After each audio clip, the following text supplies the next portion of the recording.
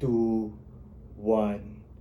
Mr. Speaker, ladies and gentlemen, let's just vibe check everything that Gov is saying.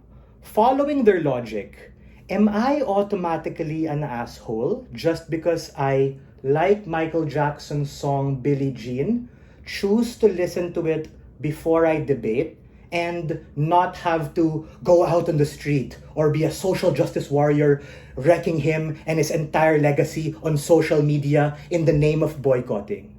I don't think so. Because, of course, pedophilia and serious misconduct is bad.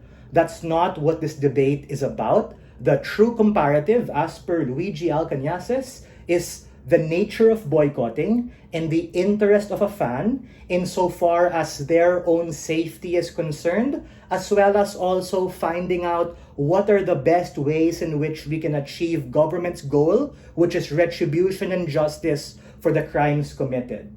Don't let side government gaslight you with their oversimplification. Pedophilia equals bad, boycotting equals good. If you don't boycott, you are a bad person. That is a gross oversimplification, and it's not nuanced to the reality of how decisions are made and what boycotting really is, which we'll explore later in my extension. The path to victory of closing opposition is very simple. It's what Severus Snape said in Harry Potter 6 Half-Blood Prince. They should be punished in a manner that is consistent with the severity of their transgression.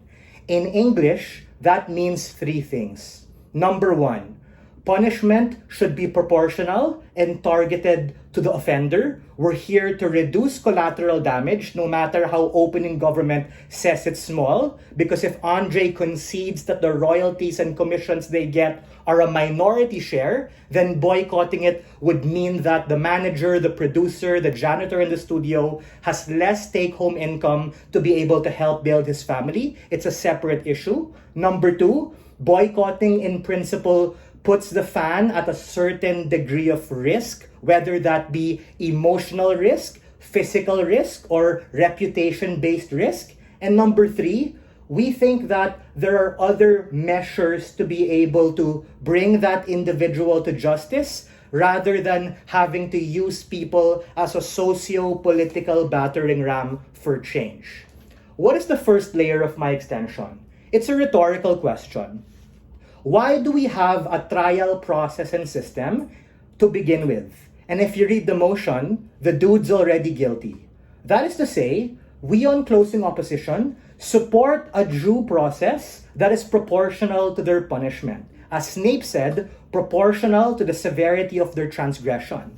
Meaning, if he has to pay a fine, he pays the fine. If he has to go to jail, Eddie who goes to jail. If he has to be in solitary confinement, Eddie go. What we don't want is this perverse incentive structure that forces the world to have to take a stance, which isn't just principally unfair and double punishment to the individual, but it's ultimately a disservice to any individual who maybe validly supports his idea because it's fair in a free world to support anything, no matter how controversial, or more importantly, something I gave Gov a chance to respond to in my POIs, wanting to be a neutral centrist individual out of a host of reasons. The rhetoric that their side tries to forward is that of gaslighting fans to be able to take a stance and sending a message that you know boycott, you are a very horrible, bad person. That is a load of virtue signaling, woke, and left-leaning BS, which I am going to call out and stand for and tell you that choosing to not take a stance does not mean you support pedophilia and these bad things. You just care about other things more proximate to you.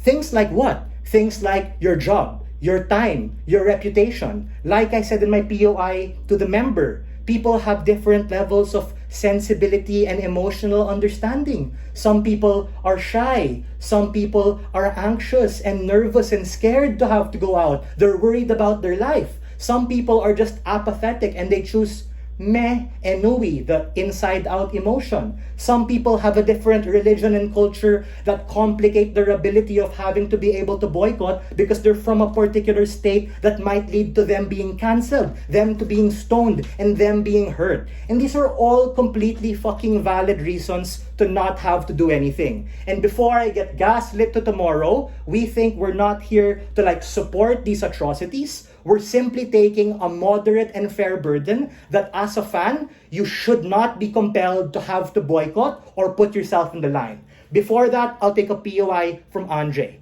Josef, are you saying that every dollar spent is now supposed to go into the pockets of these particular individuals? That is unfair. Andre, I have a couple of responses in terms of how reparation can still happen exclusively on our side. I have a couple.